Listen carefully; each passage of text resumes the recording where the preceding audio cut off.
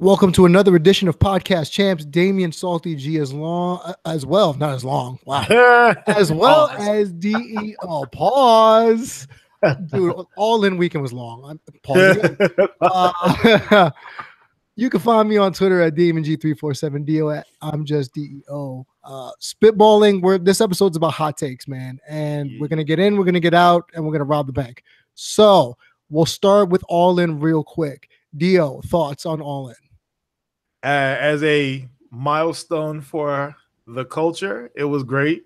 Right. You know, it showed that there is more to pro wrestling than the WWE. But as far as in-ring goes, it was your run-of-the-mill Ring of Honor type pay-per-view. That's how I felt about it. I know they're saying that it's like some of the production issues were a story. I don't buy some of that. But it just wasn't the whole package. And this is me. I'll preface this by saying I am not a fan of the Bullet Club. I am not a fan of the whole being the elite and all that stuff. I'm just not. So I'm not caught up in the cult of personality that a lot of people have been caught up in over the past week or so. Like, it is a lot of this was cult of personality. People wouldn't have showed up if it was anybody else. You could have taken Ring of Honor. So Ring of Honor could have done this show without the whole being the elite and all this stuff. Nobody would have showed up. You could have had the exact same people. Just take away the Bucks, take away Omega. You wouldn't have had this many people coming.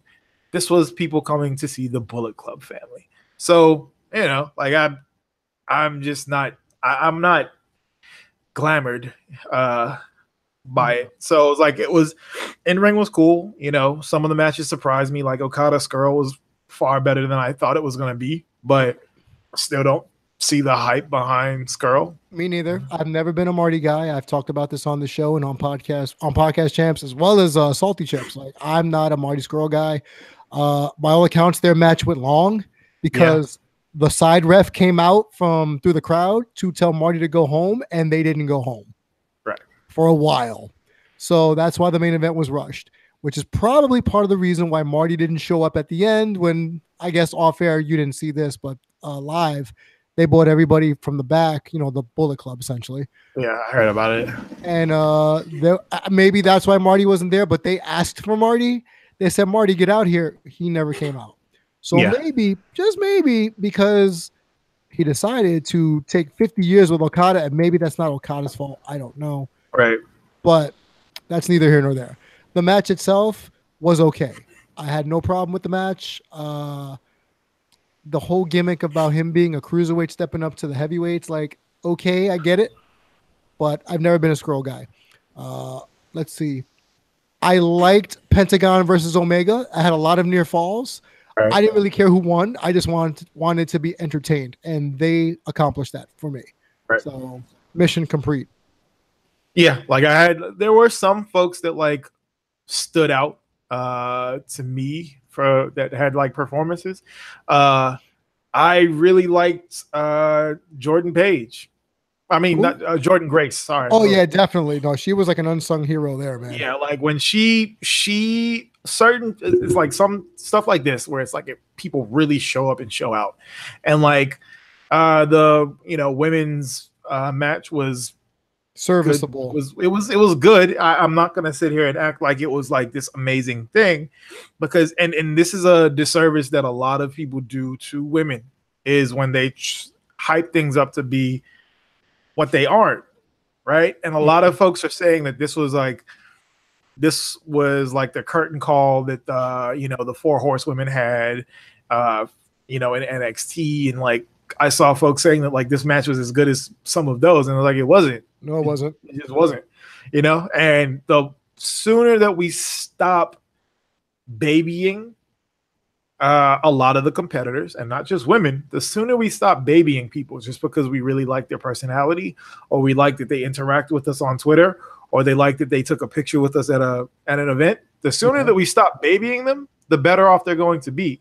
Because if you're only giving people if you're not giving criticism, all you're giving them is good feedback, right? They're not going to grow. you know, especially when you have folks who are bound to be in the WWE at some point. You know, Chelsea Green will be in the WWE at some point. Oh yeah, I completely agree. Within maybe, you know, Tessa down the line will probably be in the WWE, but you know, as it is now, she's got a whole bunch of issues working against her as to why she's not going to be in the WWE. So, well, and plus she also signed a long-term contract with Impact. I mean, Impact, right? That's one of them.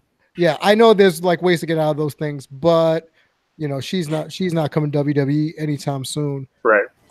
Again, the women's match, and you know, I'm a women's wrestling connoisseur of the highest regard. Right. It was serviceable. Right. A little disjointed. To be fair, I didn't have a real rooting interest in it. Right. My broadcast partner, Chip Kayfabe from Salty Chips, was next to me, and even he said, like, it's okay. It's decent. Right. So did I really care who won or lost that match? No. I just wanted the women to have a good showing. Right. You're right. Jordan Grace definitely had a great showing at the pre-show. Marco Stunt was just the perfect crash test dummy in that battle royal. Just watching him get his ass beat, like it's like Ellsworth times like 1,000. Right. You know, it's like just seeing Brian Cage and Bully Ray just beat up this child. Right. You know, yeah. And you know, I work with youth, so watching that made me a little uncomfortable. Right. To the point, you know, and we talked about last week about the Izzy thing. You know, she's just a child. Right. So I'm over here looking at Marco Stunt thinking, I know he's over 21, but right. It's still like an emaciated Kenyan boy, man. Like, no, you should not be in the ring. Right. Yep. You know, and he is a spot monkey. Let's be real here. His job is to catch an ass whooping and do like a spot here or there. Right. You know, and trying to think who else kind of impressed me. The whole Flip Gordon unmasking was very Malenko Jericho 1996. Right. And I said that out loud to people next to me, and they didn't know what I was talking about. So for those that don't know, back in, I believe, either 96 or 98, Chris Jericho was feuding with Dean Malenko back when, you know, Dean Malenko was the man of 1,001 holds, and Jericho was like 1,004. Right. So their feud was excellent. So what wound up happening is that there was a Cruiserweight Battle Royal, and I believe it was won by Ciclope, a luchador, and everybody was shocked. You know, like, right. What the hell? What's this jobber winning the Battle Royal for? And then you unmask, and then you notice it's Dean Malenko. Right. So I think All In decided. Oh, yeah, I remember that shit. You remember that now? Yeah. So All In decided to do this with Flip Gordon as, what was he, El Jabaro or something like that? Yeah. And I guess who would have won the Battle Royal? Oh, Bully Ray. Right. And then the bell doesn't ring. And then El Jabaro comes out and eliminates Bully Ray, and he unmasks. At first, I thought it was going to be Pac. Nah, like, I knew it was going to be Flip. Because they've been building towards this shit for like the longest time, even though it's still fuck him. But like, yeah, even though we still don't care for Flip Gordon, and neither does my broadcast partner Chip Kayfabe either. He don't like him either. But he unmasked. It was Flip Gordon. Goes on to wrestle Jay Lethal later in the show, doing his black machismo gimmick, right, which brought out the genius Lanny Poffo. Nice touch. Yes, very nice touch. Overall, I'd give, from an in-ring perspective, because I know a lot of people are going to disagree with me on this, I give it a B plus, because, you know, I'm a hard grader. I've always been a difficult grader going back to my last Mark Standing days. For what it meant to the wrestling industry, it gets an A plus. Right. If you were there and you felt touched and emotional about it, that was the point. Right. The point was to feel an emotional connection to the fact that this was something that hadn't been done before. To sell out a 10,000 seat arena, which there are a few missing seats, but that's neither here nor there. Right. You know, for an independent wrestling promotion. It's not even a promotion. It was just a super indie show, right, in a 10,000 seat arena, funded by the Bucks and Cody, and like you said, Bullet Club getting that guap, you know. So it fulfilled its purpose. Right. I enjoyed myself. Chip and me kind of like, we were tired. So like midway through, like, I guess Cody and Nick Aldis, like, I'll admit, I took a 2-minute nap during the Cody Nick Aldis match. I fell out like a kraken on the train. Yeah. And I woke up, and then Brandy took that elbow, and that was it for me. Like, all right, I was tuned in at that point. Right. But it was good. BB plus. That's my grading system on that. Yeah. And like for me, it was just it was even like with the whole Cody Nick Aldis thing. Like the moment that that was even announced, we knew what was going to happen. Like it's like there was no way that he was going to leave that event without it. And I understand that his father, I understand the legacy, right? I get it. I understand it. For me, it was corny. Right. The whole thing just came off as corny to me. I'm sorry. I am jaded when it comes to a lot of this stuff, especially like when I can see something a mile away. Like this was more than a mile away. We saw this coming, you know, basically once they started rumblings of the All In, I was like, okay, we basically know that he's going to get that back at some point. Right. So it was just like, for me, it was like, what is this real? What does this really do? Right? Because the belt had no meaning and hasn't had any meaning for a very long time. Right. A very, very long time. Cody will bring some meaning to this. You know, it's because he comes with him comes name value and prestige and such, because he has been on one of the bigger stages for a long time and he has built this brand outside of the company. So yes, it's going to, I could see it getting passed around with the ROHs and such in the future. Me personally, again, just if it happens again, All In, I said, was it All In Double or Nothing? Right. I'll watch it. I'll probably go see it for the spectacle that it is. Oh yeah. Mission accomplished. Yeah. That's all I'm really going to say. It didn't, from in ring, again, it didn't knock my socks off, you know. So a lot of serviceable matches. That lucha match, I'll give it at the end. That was just a cocaine fueled. Oh yeah, that was sprint to the finish. You know, because people took liberties on their matches, which is another thing where it's like, look, you cannot, like, when you have a match like this, you cannot do this. You have you're not a WWE where you can go over for 15, 20 minutes. Right. You can't. So when people say, hey, it's time to bring it home, it's time to bring it home, because you have these other matches. Like that should have been at the end, because like that was a showcase for people that the world hadn't seen before. Like Bandito. Oh yeah, I love that dude. Like that dude is amazing.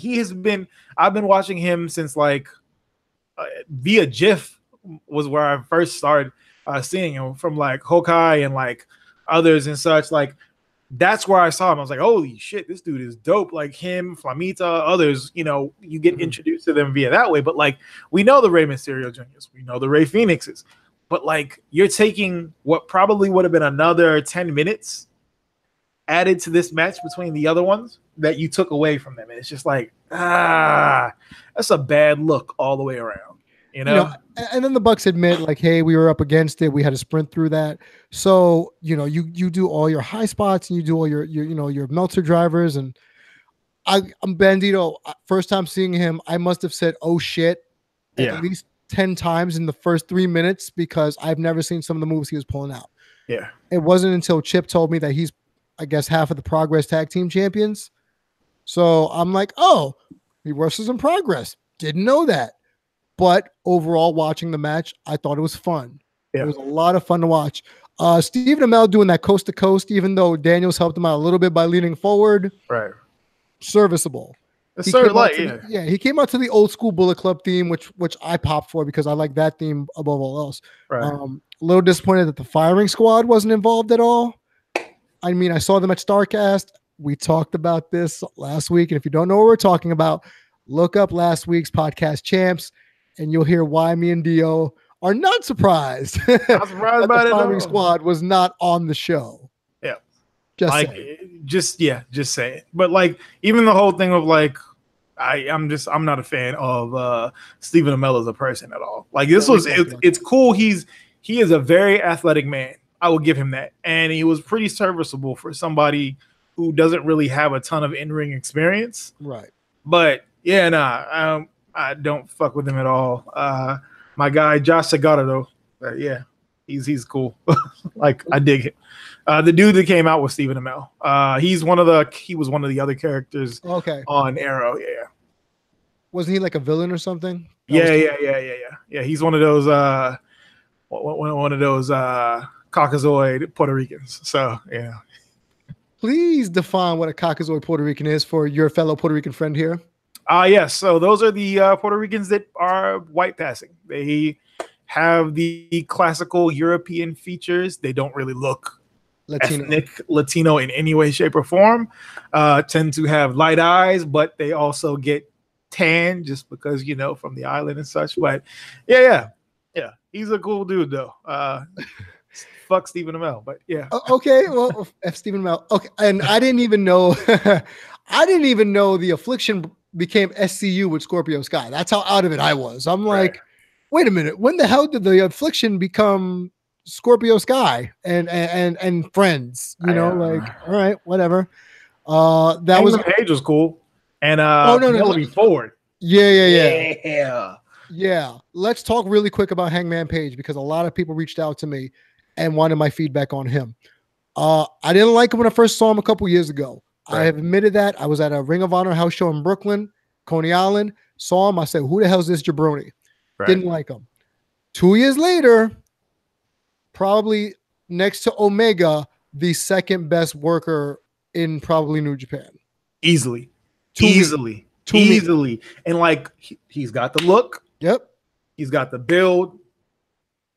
Like, he's got the moveset. Like, he can do everything. He is, and like I said it last week, if he were not in the goddamn Bullet Club, he would be a star. Yeah. He would be like, he has all of the makings of being a megastar. Like, no two ways about it. And like Penelope Ford's performance that she had was like we know that she's able to wrestle and things like that for a long time. I've seen her live multiple times, yeah.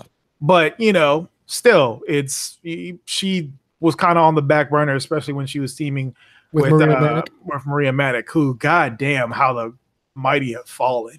Yeah, like that is one of the, like, I was all in. No pun intended. On Maria Manic, and then the whole thing was Schleck.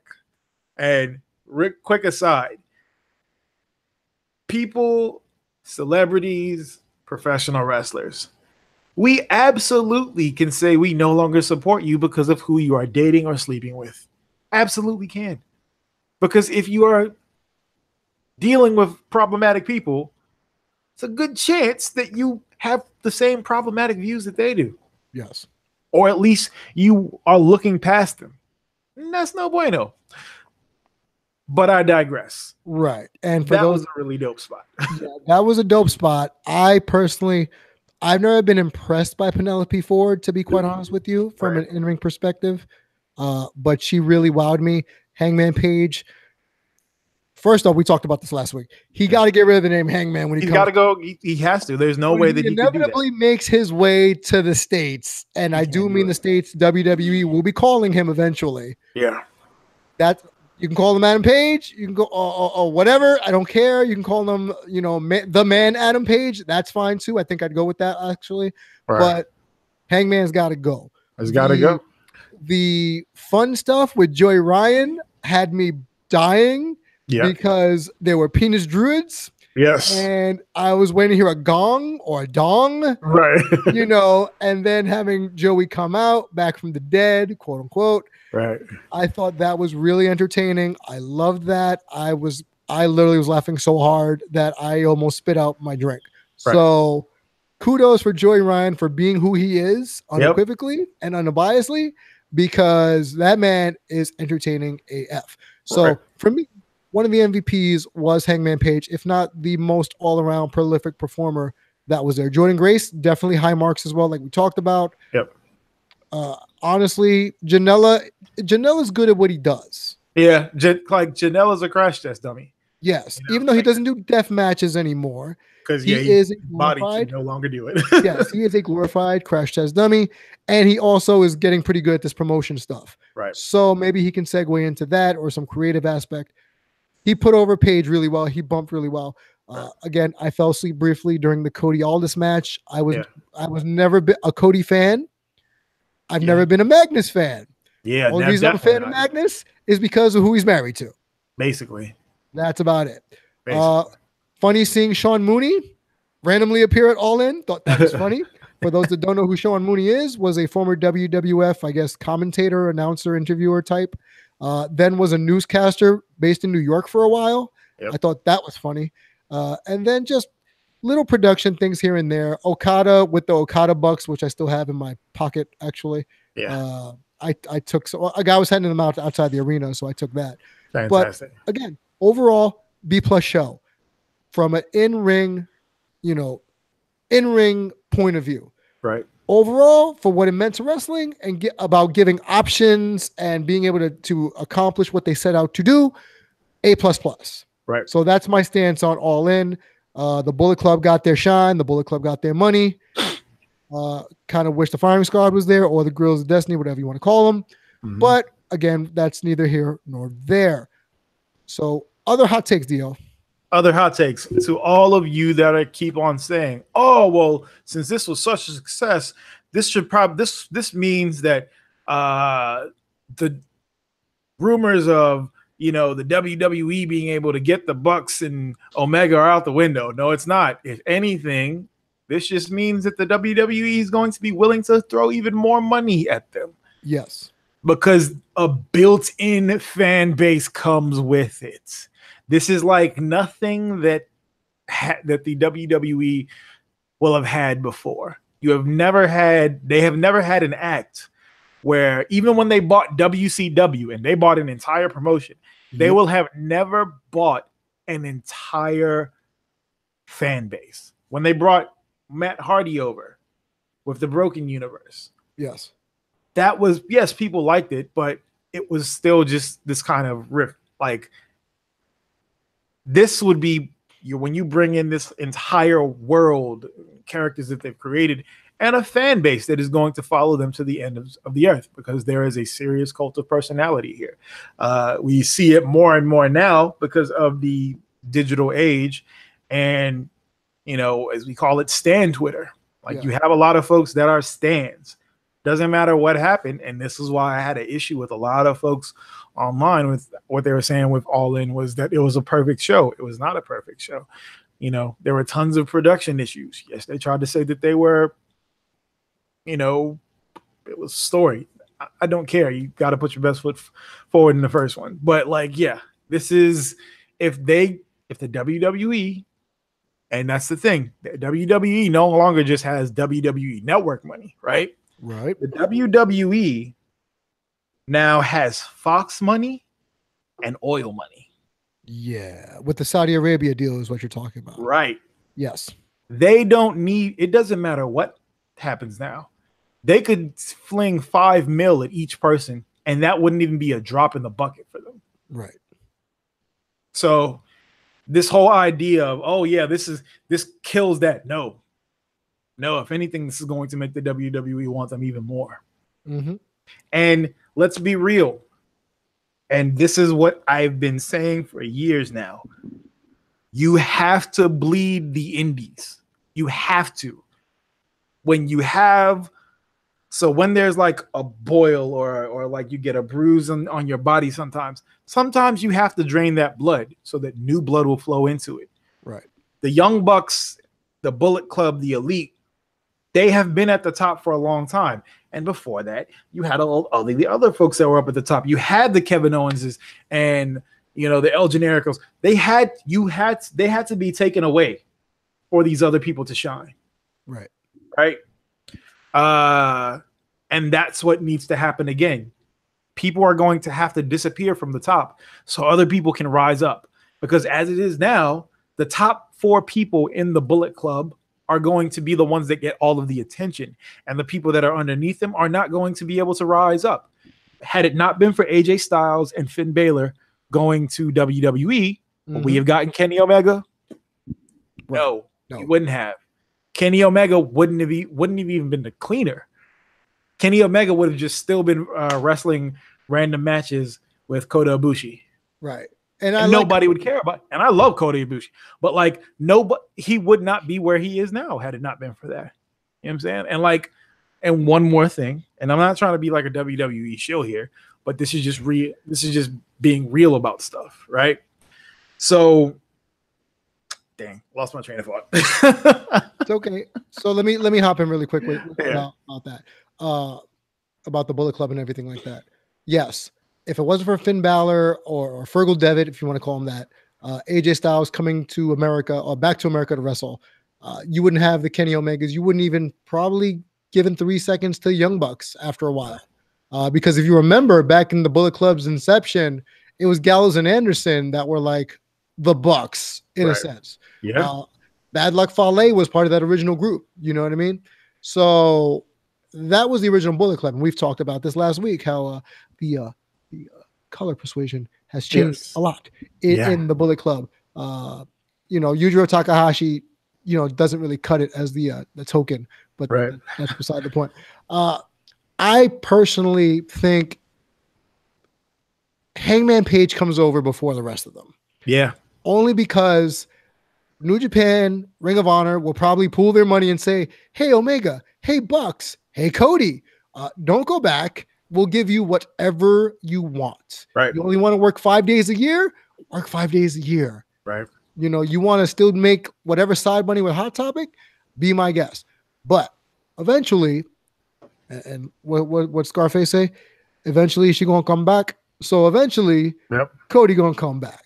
Right. And if I remember correctly, wasn't Omega in developmental early in his career? WWE? I think Ohio Valley. I think it was like Ohio Valley back in the day. Right. And I believe it was a WWE territory at the time. Never say never, folks. Because as the $1 Million Man says, everybody's got a price. Right. Oh, one other thing too. That's like came back to me. All right.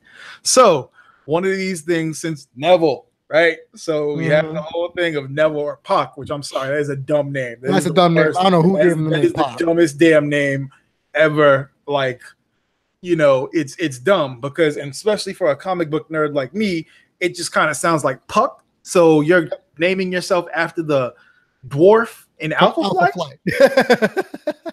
And that's the thing. He was small, muscular, and did flippy shit. But I digress. Okay. Wow. You see, now that you said it like that. Yeah. Damn, Dio. Yeah. Wow. So this whole thing of one, you have the folks that automatically think anybody that came from the indies is always going to say something bad about the WWE. Right. No, that's not necessarily going to be the case. Sure, you're going to have a lot of folks that are going to come off and they're going to go on these podcasts and they're going to quote unquote shoot on the WWE. When in all realism, some places just are not meant for people, right? It's called developmental for a reason in NXT. Like Kimberly was in developmental. She just, it didn't work out. Sometimes people just aren't going to work out and they leave. With Neville, it didn't work out, so he's going to leave. And this is one of the main things. Look at so many of the people that have been cut from developmental or that have been cut from the main roster, Cody being the greatest example of this, that have gone on to reinvent themselves into like something crazy. Like he has risen like a phoenix from the damn ashes, right? Like look at Cassius Ohno, or what he was Chris Hero, went to WWE, became Cassius Ohno, then became Chris Hero again, and then like sometimes you have to get fired to figure out what you actually want to be. Like you have to have that fire lit under you.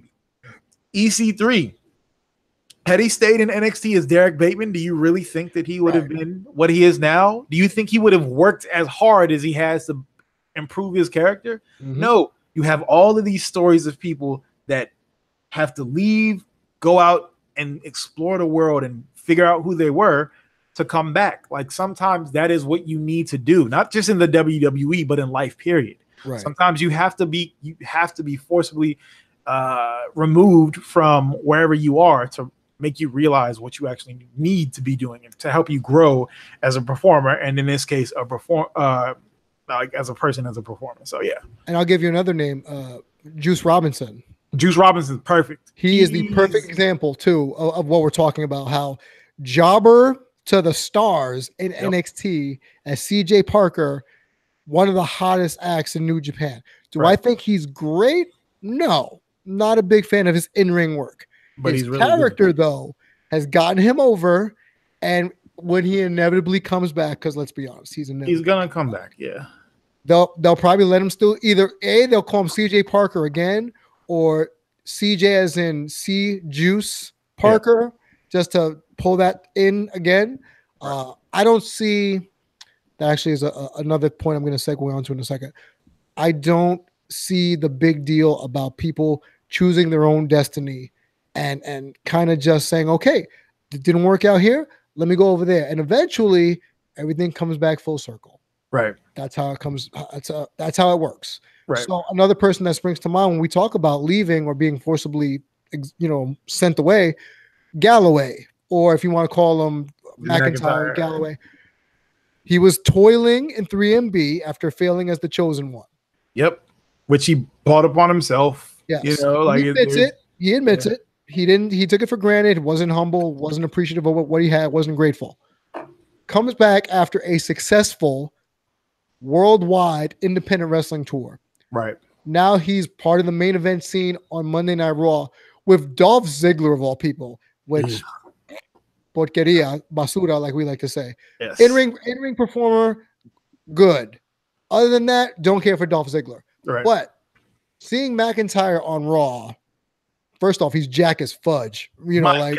My man has his one thigh is as big as me and you put together. Like it's ridiculous. Yes. He's like 6'6" or some nonsense. Yeah, he's like 6'6", 6'7", 265. And you and I aren't small guys, you know what I mean? So it's like, yep, he's bigger than us. Yeah. But he's an example of someone who went away, came back, and was successful. I don't like EC3. Never been a fan. Right. I saw him against Velveteen during TakeOver. Thought their match was the worst one on the card. Right. I don't know his gimmick. He's the top 1%, but what does that mean? But he comes out looking like a typical 1%er at the club after snorting some coke. Like, he points at his initials. Yeah. He looks insane, and then when he gets in the ring, it's boring. And he's darker than us somehow, which is I don't understand how a man who has no Latino or black in him is darker or as dark as I am or as dark as you are. Oh yeah, like he's like anime black people dark at that too. Like it was like when he came out, I was like, hold up, how is he darker than Velveteen Dream? Like, I don't know how this is working out.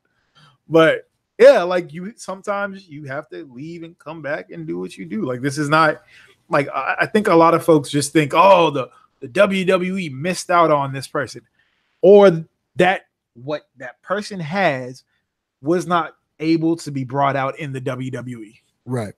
Sometimes you have to be put, like the whole thing, pressure makes diamonds. Like sometimes when you are in a cush spot, especially how the WWE is now, how you have a whole performance center at your disposal at any time of day that you can go in, basically. Yeah. Right. When you're on the indies, what do you got to do? You have to book your own room. Sometimes you're having to drive from state to state, going to gyms where you can, right? Having to eat, since you're kind of broke, so you got to eat tuna fish out the can to get your protein. Like, sometimes you have to go through that process in order to, progress. Evolve, like it is what it is. And that worries me. Hot take on my end, now that we're talking about it. They're going to butcher Keith Lee. WWE is going to wind up messing up Keith Lee. They're not going to know what to do with Matt Riddle. I don't know about that, actually. I think that they might be able to. The key is if they can PG Matt Riddle, which he needs Matt Riddle. He absolutely, he needs a manager. He needs a manager, or he needs another veteran person that has been there. Like and this is gonna sound crazy. It's gonna sound crazy, but hear me out, right? Okay. He needs another bro, and the WWE already has a bro. Oh no! Woo. Which, this is the thing, though. It would work and that's the thing. Like, how would it work? Our guy is prone to lower body injuries. Yes. You know, like Zack Ryder he's out all the time. I'm sorry, dude. When you get injured like this, you know, Tegan Knox, I'm sorry. She's probably going to go the same route as this. He needs to, especially since he was the first person in the WWE to understand social media and really take advantage of it. You stick him with Riddle, they can make magic. Absolutely could make magic with that. As with him as like the ring, if they got maybe even if it was like a stable of bros, if you will, just keep Mojo Rawley away from them. My God, he's so bad. A stable of bros. Oh God. Stable of bros. With Keith Lee, because the thing about Keith Lee is Keith Lee's character, he didn't really have a character on the Indies. Nope, he was just limitless Keith Lee. Right. And so this is what a lot of people don't understand. Having a gimmick isn't the same as having a character. Right. Right? Ricochet didn't have a character on the Indies. Ricochet was who Ricochet needed to be in every different like federation or show that he was on. Mm-hmm. You know, like a lot of these folks, Adam Page or Adam Cole, I'm sorry, I still don't know what his character actually is. Like Heath Slater. They're okay. Mm-hmm. All right. I get that now. But it's like a lot of these people don't actually have fully fledged characters. They just have a lot of people that like them. You know what I'm saying? Like Roderick Strong actually had a pretty solid character, you know, especially when he was a heel. People knew what he was. He was the Messiah of the backbreaker. Right. Like, we knew that. And when they tried to rebrand him in WWE and it just didn't work, it was like, yeah, like just let that man break backs. Like it's, you know, it is that just do that. So like let him be a cocky backbreaker. In the sense of putting him with Undisputed Era was the best idea ever, because that whole Letterman thing he's got going on right now. Yeah. If anyone tuning in to Podcast Champs knows the Varsity Club. Yeah. That is exactly who Roderick Strong is channeling. And I love it. He is essentially, what's his face? IRS. Right. Mike Rotundo. Mike Rotundo, yeah. He is essentially Mike Rotundo in this aspect. So I'm digging it. But he had no character. You're right. Had no character yet. And the thing that I love about shit. You just said their name and it's Undisputed Era? Undisputed Era. It's not Adam Cole, right? Mm-hmm. Kyle O'Reilly and it's Roderick Strong. Those, as far as I'm concerned, those are the two best people in that. And yes, Adam Cole is a very, very good in ring. He's very gifted. He understands whole ring psychology. Like that match between him and Ricochet was bananas. I've seen it 3 times. For me, it rivals rewatching like Nakamura Zayn does. Absolutely. I can rewatch that any day, anytime, and still be blown away by it each time. And that spot, it will still get me every single time. Like the that super kick from the flip. Bruh, the timing on that, the level of skill that you have to be able to pull that off on both sides, like it's ridiculous. Kudos. Kudos to both of them. Now, like I said, Kyle O'Reilly, he is like the unsung hero of Undisputed Era. Like just the little stuff of him playing the belt like it's a guitar. And somehow WWE 2K still didn't get that right. It's like really, and that's why I don't play the 2K games for WWE. Oh, they've been horrible for the past. Like there's certain aspects like if you really want to have a creative wrestling game, you need to have a creative move set, which they used to have back in the day. Yeah, they don't longer have that. SmackDown versus Raw games. Yeah. Yep. And they were so good and it was so fantastic. And now it's just like it's just rewashed. Like the graphics look the same as last year's graphics do, and it's just like. It's not good. But it's like with Madden football. Yeah. Every year it's just an updated roster. That's all it really is. Like every 4 years they'll do a major overhaul on things, but it's essentially still gonna be the same shit. So, but No, with like the whole thing of characters, like Kairi Sane on the independent circuit in Japan didn't really have like a lot of times folks, because a lot of these shows are not character driven. They're action driven, especially on the independent circuit, right? So like you can, you can go and just have a bunch of really great matches and not tell any story whatsoever. People are going to be happy. So of course, when you have people that are just doing that all the time, when they come to somewhere like the WWE, they don't have a character. You don't have to cut promos for these independent places. How many of them actually even had YouTube channels 2 years ago? You had some places that had been a company for 5-6 years and still didn't have websites. They didn't have Instagram pages, any of that stuff. And so when you have folks that haven't actually had to do character work, and that's more than promos, but like just having gear, just having a tagline, that's a gimmick. That's not a character. Right. And like once people start to actually have fully fledged characters coming into it, Aleister Black, for instance, when he was Tommy End, he didn't have a real character. Right. He had a gimmick and he was an archetype. He didn't really have to talk anywhere else. So of course he's not going to have this developed character. When you are in a company that is built on stories, everything is story based. And I will give this to the Bullet Club umbrella, that they are building and making people cut promos and getting better at talking. And, with the being the elite, that is forcing them. That is essentially getting people ready to do things on a bigger stage. Right. Because before this, you didn't have stories. And when you get up to the bigger stages, you have to have a character. You have to be able to talk. And to be fair, we started this talking about Keith Lee and Matt Riddle.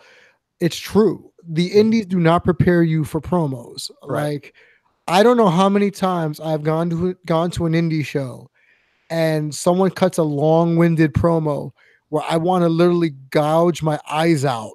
Right. And just pretend I don't have eyes and ears because it's horrible.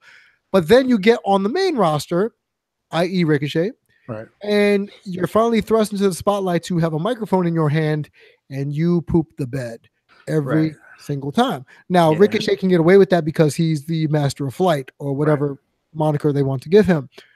Personally, I saw that promo that he did for TakeOver.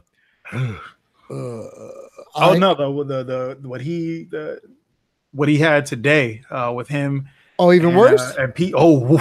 So one, his voice cracks still. Mm-hmm. There's not a ton you can do about that. Come on, Trevor, get the voice together, Trevor. Yeah, the voice isn't there.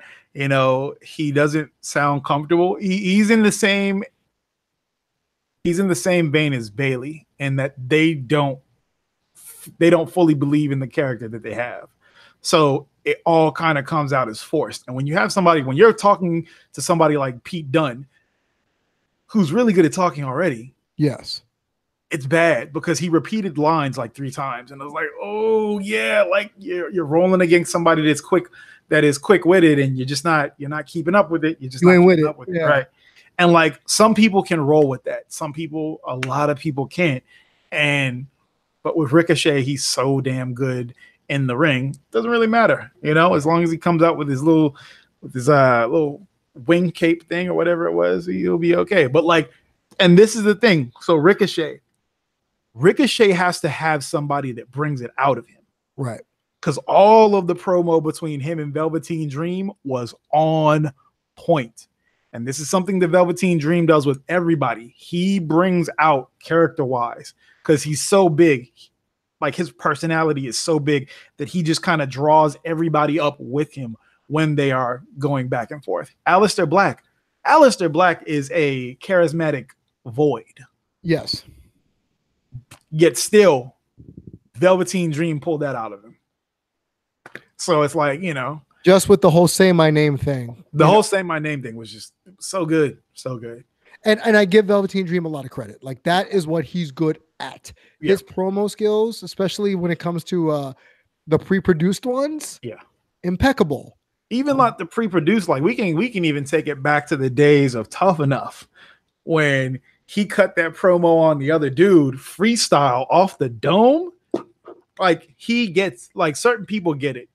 And there's not too many people that just, it comes naturally like that to him. Yeah. But you can tell he is absolutely one of those people that you give him a microphone and they're just going to wow everybody up every single time. So, yeah. So I guess where we go from here is just WWE is always going to be the benchmark. That we know this already for most people. To recap this show today, Adam Page eventually will make his way to WWE. Chelsea Green will eventually make her way back to WWE because she wasn't tough enough, and a lot of people felt that she should have won to start with, instead of Sarah Lee. I agree. Her and Gigi, we miss you. Oh God. Isn't her name like Gabby something or other on the Indies? No. She's Gigi was Georgia Priscina. She went back to bodybuilding, fitness modeling. Okay. Yeah, she was like Gabby Castronevi or something. Oh yeah. No, not her. No. Oh, okay. I'm talking about the other Australian. She was like, she looks. Wow, I just realized this. She looks like what would happen if you took Peyton Royce and Billy Kay and turned them into one person. Oh, whoa. Yeah, exactly. Who's this? Georgia. I'll send you who it is. Yeah, send DM it or tweet it out. Yeah. So we eventually think that those things are going to happen. Matt Riddle needs a manager or a bro, which would probably be a bro stable consisting of Zack Ryder. Before we go, too, Chad Gable and Bobby Roode as a tag team somehow works. Yep, I thought the same thing. I'm like, Glorious Gable kind of works. It might sell a T-shirt here and there. Plus, Raw sucks when it comes to tag teams. That's just me. So I want Chad Gable to get more shine because I always thought he was the more talented of the two of American Alpha. He was, yeah. And with the news potentially that Jason Jordan's neck is still jacked. Yeah, Jason Jordan was a great heater, and that was it. Yeah, like he came in, did about 4 moves, shoulder tackle, suplex. Down comes a singlet, tongue out, whatever their finishing move was. Grand amplitude. Right, which I still don't understand. Yeah, I don't know. They were the fake Steiner brothers, man. That's all I had to say about that. Yeah. But I'm glad it gets Gable on television more. Again, we talked about McIntyre pretty much being the pinnacle of leaving and coming back and being more over than when you left. Yep. Because he's in the main event scene of Raw, and that's pretty damn cool, even though Ziggler's in the way. Get rid of Ziggler. Get a third person in there to feud with them in the Shield and Braun. Oh, he's going to kill Ziggler. Braun's going to destroy Ziggler. He's going to throw him in a porta potty, flush him down. Oh, no, not Braun. No. McIntyre. Oh, okay. Braun was going to kill Ziggler. Oh, yeah, no. Like, mark my words. McIntyre is going to kill Ziggler, and at some point, he is going to kill Braun, too. Like, I would love to see that match. He is the next big thing. No pun intended. Even though he's just as goddamn tall as Braun Strowman. So that's I am waiting for the day that he turns on Ziggler and just destroys him. It's just he's going to be a face. You know that, right? They're going to book him as a face. Yeah, he's either going to be a face or, being that the WWE with this whole Becky Lynch thing, they might actually let him be the anti-hero type guy, because now they're seeing, like, I think they're just starting to realize that we live in a world where one of the highest grossing superhero movies in the world was rated R and was a foul-mouthed assassin, So I think they're starting to see that. And hell, even before that, one of the highest selling comic book characters was a ornery Canadian midget with claws that stab people in the throat. Yeah, exactly. So that smoke cigars and want to take a dude's girlfriend all the time. Right. So I think they're starting to wrap their head around that idea. So I wouldn't be surprised if they let him be that. And let's see, for me personally, just so we can put a bow on this, my top 3 things from this week are: 1, All In was a B+ from an in-ring portion. That's my number 1 thing. Number 2, I am looking forward to the Mae Young Classic. I'm probably going to watch that later on tonight. I'm looking forward to seeing a lot of the talent that I've seen on the indies, especially I get to see Io Shirai. I've never seen her on my television before. I'm looking forward to watching her in a non-GIF format. Yeah. And our girl Priscilla Kelly's in the Mae Young Classic. Yeah. Like happy to see Priscilla Yelly. Like I was not expecting her to be there. Like that was the last person, especially if you're not familiar with her. And I guess it really depends on which show you go to. But the show that I go to, she like last time I saw her, she basically molested Kiera Hogan and Harlow the entire match. I'm talking hardcore molestation. So yeah, but hey, great to see her. Oh, and also now that you mentioned it, what are your thoughts on Harlow? Because I've seen her a lot with Battle Club, and that's my hometown promotion back in New York. What are your thoughts on her? I think she's got a bright future. So like, this is when I first saw Harlow.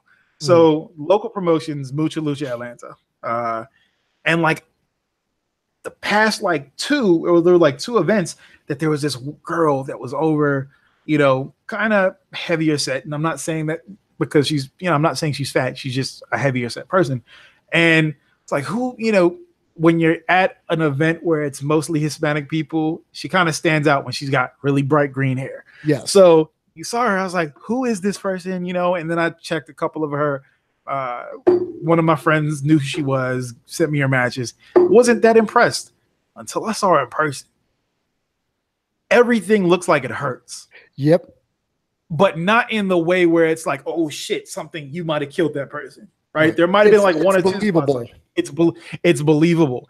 And one of the things that she has a full-fledged character already. She has a look already planned out. She had all of that planned out before she even got into the ring. She already had high quality pictures, which, god damn it, indie wrestlers, if you listen to nothing else that I say, make friends with a photographer, or at least try to find photographers that do decent work for a decent price and get good pictures done of yourself. Harlow came out the gate with the fire photo shoots.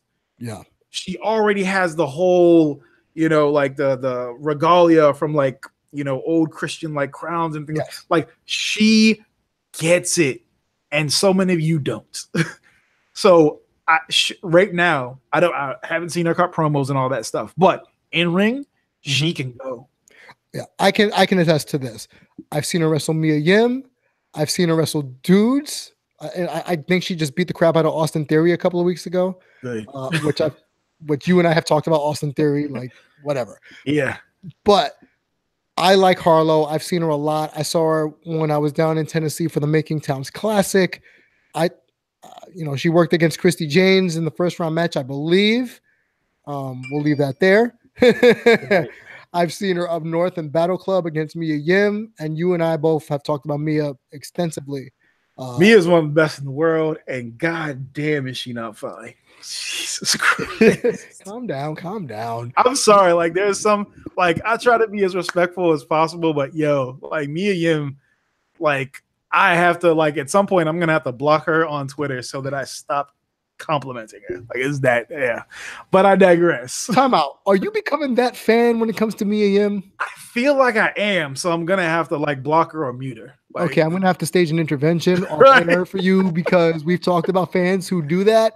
Oh, well, yeah, no, I'm not. I'm not sitting here saying that I love you and all that type of stuff. I'm not one of those. You know what I'm saying? Like if she posts a selfie, I'm like, yo, me and Yim still out here looking fine. So, but at any rate, she's really good. She's really good. Harlow is really good. Yes, and I cannot wait for Texas to get out. For her to get out to Texas. There's a lot of things going on. Inspire Pro. What else? AAW is coming to Dallas or Austin in October. Mm-hmm. If anyone's listening after we post this show in the Dallas-Fort Worth area, please bring in Harlow. Okay, just good. Look up Harlow O'Hara and just look at the promos, look at the pics, look at the shirts, look at the merch, look at just overall. She's got the whole package, right? And she is currently the Battle Club Pro Knockouts champion. So. Was it Knockouts? No, sorry. My apologies. I'm thinking about TNA or Impact. They're going to kill me for me calling it the Knockouts. Icons Championship. Right. She beat Jordan Grace, our girl. Yeah. So that's another one. Jordan Grace is everything that I want a Maria Manic to be. And they're best friends. Hey, you know, friends don't let friends date racists. So. And on that note, you've been listening to the podcast champs, my man Dio. I'm Damian Salty G. You can find me on Twitter at DamianG347. Dio at I'm just DEO. Dio, on that note, is there anything else you want to plug? No, I'm gonna go watch some Mae Young Classic. All right, cool. Also, last I checked, aren't you a photographer? I am. So if any wrestlers are out there, oh yeah, if you are in the Atlanta area or in the Georgia area within an hour and a half, 2 hours, holla at your boy. I will, even the most rudimentary stuff. Even if you just have stuff against a white background, so that you can give it to the promoter, and the promoter can take the white background out and put you onto the flyers. Because I am so goddamn tired of seeing these horribly. Another thing, I'm gonna keep this short. Promoters, stop making these things yourselves. I can guarantee that you have a fan in the audience that will do it for you for free, and it will look so much better. Like there is the cut and paste, as opposed to the cut and paste. There is no reason that you guys should still be making this stuff in Microsoft Paint. Like none, no reason whatsoever. So there's that. Like we were able, if I and so many other people were able to make like vectors and stuff like that and little banners back in 2005 that look better than what you're doing in 2018, that is a problem. That is a problem. I will give you that because because I've seen even on the West Coast, and I know we said we're out of here and we'll wrap up on these last 2 points. AWS out in the West Coast, their promo flyers are horrible. It's like, do you remember back in the day when promoters at clubs first started doing it with like the Miami Vice like feel to the cards? Yeah. That's what it looks like printed on the internet. It looks like someone took one of those cheesy Miami Vice promoter cards, stuck it on the internet and said, "Toma, look at this." So that is AWS, and it's a great promotion. It's the women's wrestling is also always good there. It's in the West Coast. But it goes back to what you were saying. The cut and paste variety of the indie promotional photos. Stop it. Right. You're better than this. Yeah, like kids can make better stuff on their iPhones. Essentially. And the ones I've worked with can do that. So yeah. Like you could easily go and get somebody from get a wrestling fan, a young wrestling fan from a high school. They could do it on an iPhone, an iPad. Just find somebody better than your friend that makes stuff in Microsoft Paint. Because this is bad. There's no reason y'all should be doing this now. MS Paint. Oh my God. When was the last time you used MS Paint? It's been at least a good solid 5-6 years. And when I did it, it was for a joke. Maybe we should have AWS or any of those promotions do our thing. So they'll put our face on like that lacquered postcard, based out of like 1997.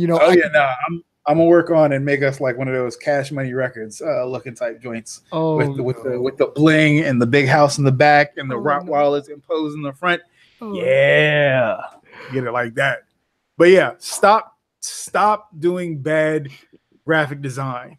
Like there's no reason that y'all should be doing it this way. This especially if you're a promotion that regularly runs stuff.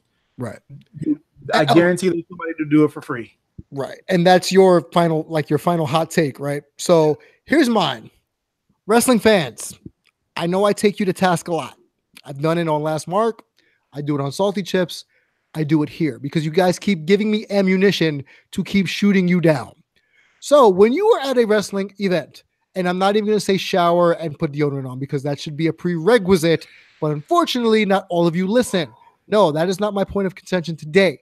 My point of contention today is when you are at a show and you have to keep going back and forth to get people to stand up so you can walk by, so you can make 20 bathroom trips because you decided to get drunk before attending the show, or because you decided to buy 10 beers and wolf them all down, and you go back and forth and you get in people's way, you're an asshole. Yeah. Also, to the woman who brought their family late to All In who were in front of us. I know you will never hear this, but I need to vent about this. To the family who showed up during the women's match at All In and decided the mom was going to play Words with Friends the entire rest of the pay-per-view, and the kids weren't even going to pay attention, and the dad was just getting drunk. You wasted my feet extending seats. Thank you very much for ruining my comfortability and having to make me and Chip Kayfabe tuck our legs in because that shit was uncomfortable. But yo dumbass decided to play Words with Friends while a wrestling event was happening. You are the equivalent of someone who got free tickets and you deserve to, at a baseball game, and then you get hit in the face with a foul ball. That's what you deserve. You deserve to get hit in the face with a steel chair. Just saying. And the dad looked like Rex Ryan. Not Rex Ryan, Rob Ryan. Rob Ryan. So that's my beef with wrestling fans this week. And stop sipping the Kool-Aid. Stop sipping the Kool-Aid. Like, it's okay to be passionate about your faves, like me and Dio like to talk about, or your promotions. Like, I admit I am biased toward Battle Club Pro. I will always be biased because those are my boys. But if they come out of pocket, and they know this, I told them this before, I will shout them out on air. Oh yeah, y'all can get that smoke too. Shit. Yeah, everybody's gonna get smoke from one of us eventually, because that's what you and I are known for. But stop sipping the Kool-Aid. If one person tells you the show wasn't good, don't go jumping down their throat. Right. If they were there live and they have a different opinion than you do, shut up. Enjoy wrestling. Right. Enjoy sports. Enjoy everything. Enjoy it the way that you want to enjoy it. You interpret it your way. Like, I am going to go watch the Mae Young Classic because everybody who knows me knows I am a women's wrestling connoisseur. I appreciate good women's work. Okay? So, but if it sucks, you guarantee me and Dio and Chip will eventually talk about this and talk about how I was disappointed. Right. I don't care if they're your faves. I don't care if they deserve a contract. I don't care if they have a contract. Yep. If you suck at what you do, I will put you out there. I don't care what sport you're in, because I've worked in sports media also. I will take somebody to task. You know where to find me, Damien G347. Slide in my DMs if you want to have an argument. That's fine. I'm always up for a debate. And I know I got really fired up toward the end of the show, but it just really hit me because I was talking to someone while the show was on about All In, and they were sipping the Kool-Aid to the point of saying Cody Rhodes should be a world champion no matter where he goes. And I said, if he goes back to WWE, he's just going to be another guy, guaranteed. And they disagree with me, and they call me an asshole. They said I'm an asshole and I don't know what I'm talking about. Mind you, I've been studying independent wrestling for how many years, Dio? How long have I been talking about this? How long have I been paid to cover this from other networks in New York City to cover this stuff? Long time. Tell me I don't know what I'm talking about. Yeah. All right. Knock it off. Enjoy wrestling. Don't be a dick, and just enjoy what we interpret as art. Right. Good enough, right? Yep. Cool. Podcast champs. Damien Salty G. DEO on Twitter. I'm just DEO. Damien G347. We'll see you next time. Peace.